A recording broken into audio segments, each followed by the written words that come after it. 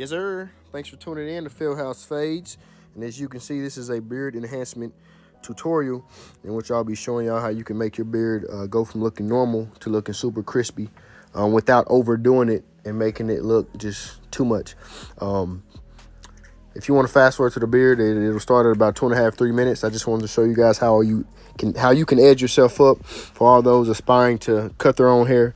Just wanted to give y'all some motivation on how you can edge your hair up before I got to the beard. But thanks for tuning in, man. I hope I can give you guys something new and give you guys something to use. But yeah, so I'm just using my Andis T-Outliners modified with the Omni cord grip. Just going across the front. My skin is super dry. I do apologize. It's super dry. And my son woke up out of his bed and he always is acting all, and I didn't want to get hair on him, so I'm putting him back. Shout out to my son, man, my junior. He got next on Fieldhouse Fades. Y'all be seeing him cutting my hair pretty soon. But yeah, so you start out with the back. Make sure you pull your skin forward.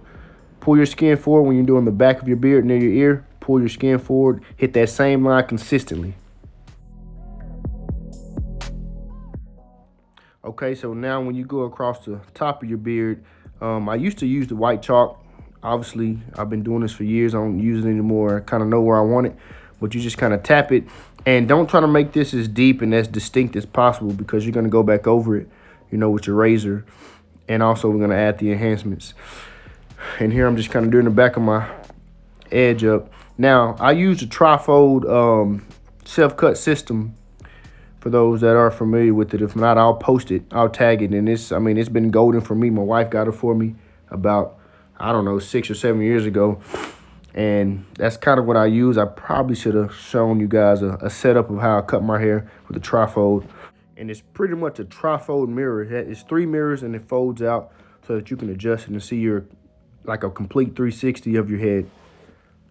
If you're into self-cutting, if you want to try and start doing things yourself, I highly recommend you use that. I started out with the basic, mirror and looking at the back mirror in your hand. And so I do recommend it. Okay, now I'm going across my beard with the comb, and I'm just kind of trimming it, thinning it out, eliminating some bulk, using the comb as a guard, so to speak.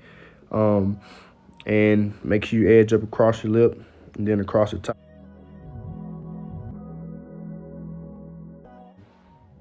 And now I'm just taking my curved concave scissors and just kind of trimming it up. I do recommend getting some curved scissors as a barber and for yourself. It's just good to get around, to kind of work around edges, to keep things rounded. And you can flip it like you see what I just did there and use the back of it.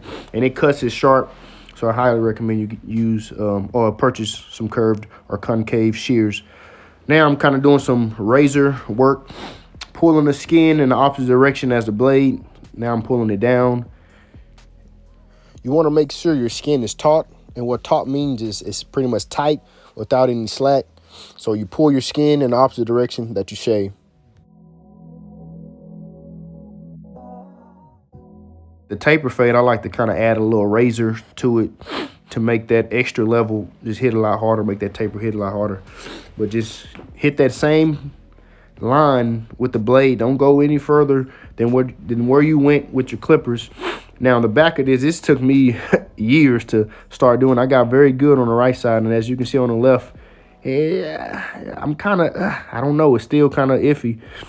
So I end up nicking myself, which I was actually going to crop out, but I figured I'd be transparent and show y'all how you can overcome, that thing burned, how you can overcome nicking yourself. So towards the end, I'll show you. I use Kiss Express as an enhancement, which is fairly popular. I bought it maybe, 9 or 10 months ago.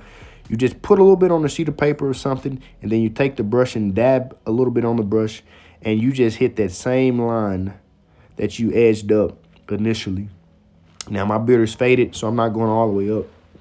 And then you just brush down into your hair. So you tap it and then brush down. And as you can see, it doesn't look super painted and doesn't look cakey or Beijing infested or super black. It just looks super natural. So this is something I like because of that very factor there. So just dab it and then brush down and it creates a nice line. A lot of my clients love this product because of its natural look. And I wasn't really a big fan of things like this, but I had to try it on myself first, and when I tried it on myself and introduced it to a couple of clients, and man, they loved it. They're like, man, I want this every time, bro. So, and my beard is fairly full, so it comes out looking pretty good. But this will take a gappy beard and make it look amazing. All right, so Nick Relief, you use any type of Styptic powder, and of course this brand is Nick Relief, but any Styptic powder, and you dab it on your neck, and it pretty much increases the function of your platelets to stop the bleeding and kind of clog those pores, and it'll stop the bleeding. So you just clean it with some alcohol, and you take the powder and put it on there, and the bleeding will stop.